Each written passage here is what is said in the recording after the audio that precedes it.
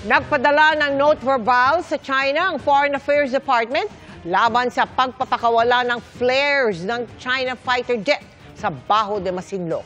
Ang Armed Forces of the Philippines naman, bagamat hindi papatol, handa raw lumaban at gumanap sa kanilang tungkulin. Nakatutok si Chino Gaston. Ang pagpapakawala ng flares ng China fighter jet sa harap ng patrol aircraft ng Philippine Air Force sa Baho de Masinloc nitong August 8, formal nang iprinotesta ng Pilipinas. The department also sent a note verbal. The essential points of all of these statements were the strong condemnation of the incident and the fact that yung Philippine Air Force jet plane posed no threat to the PLA Air Force. Sabi pa ni Manalo, nasa loob ng exclusive economic zone ng Pilipinas ang Baho de Masinloc. Kaya kung tutuusin, ang China ang lumalabag sa ating airspace. They're within our rights and they entered over our airspace. So they were undertaken over our airspace. Sabi ng Armed Forces of the Philippines, pinapalala raw ng China ang tensyon. Bagamat hindi raw papatol ang Pilipinas sa mga ganitong pang-uudyok, handang lumaban at gampanan ng AFP ang tungkulin nito. All these illegal, unsafe, unprofessional actions increase the risk for any untoward incident. We have our partners and ally.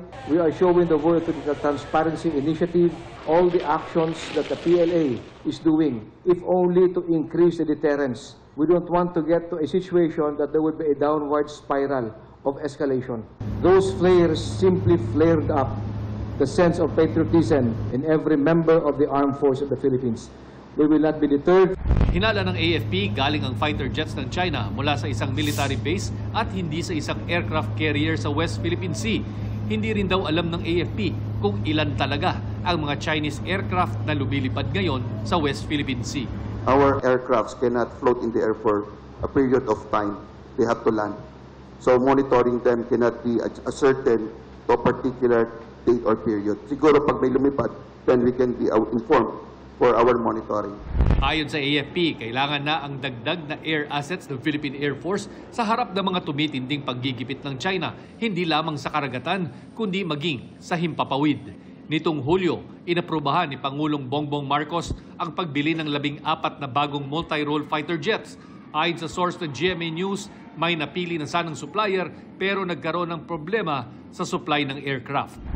Para sa GMA Integrated News, Chino Gaston, nakatutok, 24 oras.